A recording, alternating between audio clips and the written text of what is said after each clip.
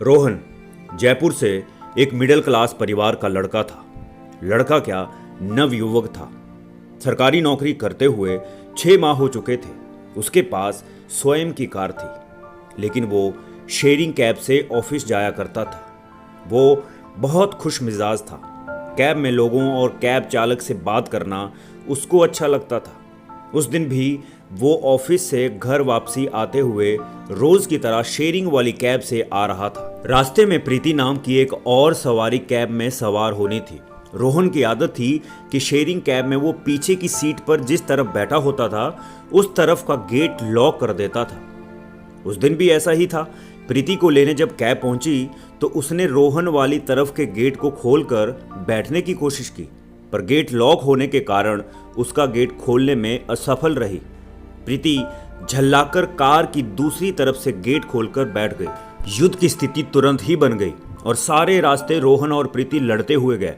घर आने पर रोहन उतर गया। प्रीति के लिए ये वाकया बर्दाश्त के बाहर था। असल में प्रीति को अपने लड़की होने का बहुत गुरूर था। आज तक उसने लड़कों को अपने आसपास चक्कर काटते ही देखा था। कोई लड़का इतनी बुरी तरह से उससे पहली बार उलझा था। प्रीति के तन बदन में आग लगी हुई थी। रोहन का घर प्रीति ने उस दिन देख ही लिया था। नाम पते की जानकारी से प्रीति ने रोहन के बारे में सब कुछ पता कर लिया था और तीसरे ही दिन रोहन के घर से 50 मीटर दूर आकर लगभग उसी समय के अंदाजे के साथ कैब बुकिंग का प्रयास किया। जब रोहन सुबह ऑफिस के लिए निकलता था, प्रीति का भाग्य कहिए या रोहन का दुर्भाग्य, प्रीति को रोहन वाली कैब में ही बुकिंग मिल गई। एक कुटिल मुस्कान प्रीति के चेहरे पर दिखाई दे रही थी। जिस तरफ प्रीति खड़ी थी उसी तरफ कैब आती होने के कारण प्रीति को पिक करती हुई कैब रोहन के घर के सामने रुकी।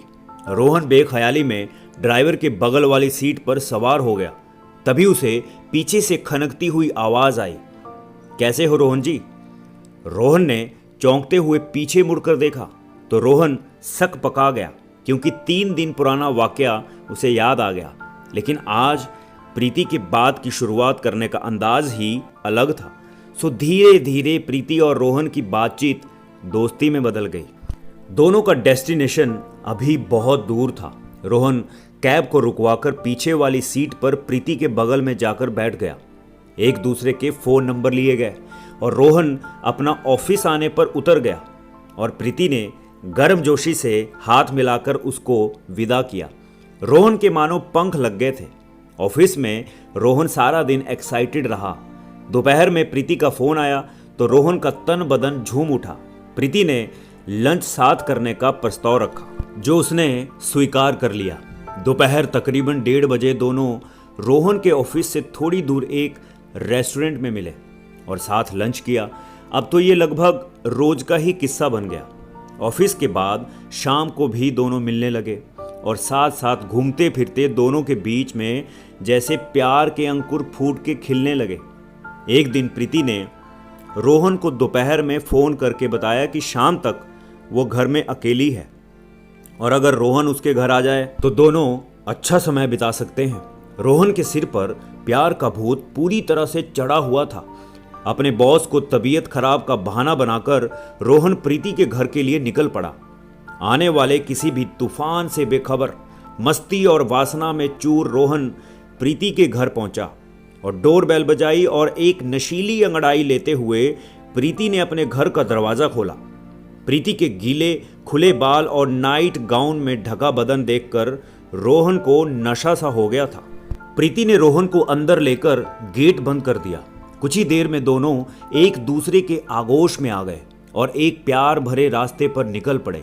रोहन ने प्रीति के बदन से कपड़े जुदा करने में कोई जल्दबाजी नहीं की। उसने प्रीति के पूरे बदन को प्यार से सहलाया। धीरे धीरे अब रोहन प्रीति के बदन से कपड़े जुदा करने लगा। एकाएक ही प्रीति जोर जोर से चिल्लाने लगी। रोहन को कुछ समझ नहीं आ रहा था कि वो चिल्ला क्यों रही है। कुछ ही पलों में अड़ोस पड़ोस के बहुत से लोग जमा हो गए और रोहन के घर के अंदर आते ही प्रीति ने चुपचाप मेन गेट पहले ही खोल दिया था। प्रीति ने सबको बताया कि रोहन जबरदस्ती घर में घुसकर उसका बलात्कार करने की कोशिश कर रहा था। उनमें से एक आदमी ने पुलिस को फोन कर दिया। अब ये सब इतनी जल्दी हुआ कि रोहन को सोचने समझने का मौका ही नहीं मिला। थोड़ी ही देर बाद रोहन सलाखों के पीछे था। प्रीति ने उस दिन की छोटी सी लड़ाई का विकराल बदला ले डाला था। जेल में 48 घंटे बीतने के साथ ही रोहन को नौकरी से सस्पेंड किया जा चुका था। रोहन को अपना पूरा भविष्य अंधकार में नजर आने लगा और कोई रास्ता नहीं सूझ रहा था। कोर्ट में कई बार पेश किए जाने के उपरांत आज जज ने उसके लिए सजा मुकर्रर करने की तारीख रखी थी। अंतिम सुनवाई के उपरांत जज साहिबा जैसे ही अपना फैसला सुनाने को हुई, अचानक ही इंस्पेक्टर अजय ने कोर्ट में प्रवेश करते हुए जज साहिबा से एक सबूत पेश करने की इजाजत मांगी। मामला संगीन था और जज साहिबा बड़ी सजा सुनाने के मूड में थी, इसलिए उन्होंने इंस्पेक्टर अजय को अनुमति दे दी।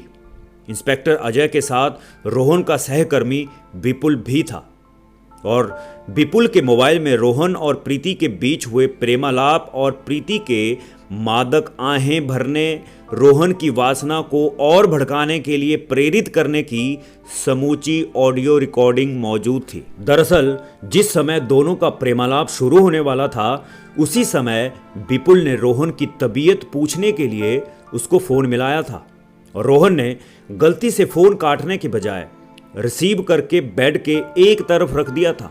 विपुल ने सारी कॉल रिकॉर्ड कर ली थी। प्रीति और रोहन के बीच हुआ सारा वार्तालाप और प्रीति की वासना भरी आहें, वो रोहन को बार बार उकसाने का प्रमाण फोन में सब रिकॉर्ड हो गया था। अदालत के निर्णय लिए जाने वाले दिन पूर्व में प्रीति द्वारा रूपजाल में फंसाए हुए एक और लड़के ने भी अदालत में प्रीति के खिलाफ बयान दिया, जिससे प्रीति का अयाश होना और पुख्ता हो गया। अदालत ने तमाम सबूतों को मद्देनजर रखते हुए ये संज्ञान लिया कि प्रीति एक अयाश लड़की थी और भोले भाले नौजवानों को अपने रूप जाल में फंसाकर उनके पैसों पर मौज मस्ती और ऐश करती थी। एक बेगुनाह नौजवान की जिंदगी बर्बाद होने से बच गई। प्रीति को चरित्रहीनता और झूठे आरोप लगाकर युवक को बर्बाद करने का प्रयास करने का आरोपी करार देते हुए जज ने जमकर फटकार लगाई। जज ने प्रीति को भविष्य में कुछ भी गलत करने पर सख्त सजा की चेतावनी देते हुए रोहन को बाइज्जत बरी करने का आदेश दिया। रोहन ने मन ही मन ऊपर वाले का शुक्रिया अदा करते हुए भविष्य में एक सादगी भरी जिंदगी जीने का निर्णय लिया। तो दोस्तों, आज के लिए बस इतना ही। मिलते हैं जल्द नई कहानी के साथ। तब तक अपना ख्याल रखिएगा। धन्यवाद।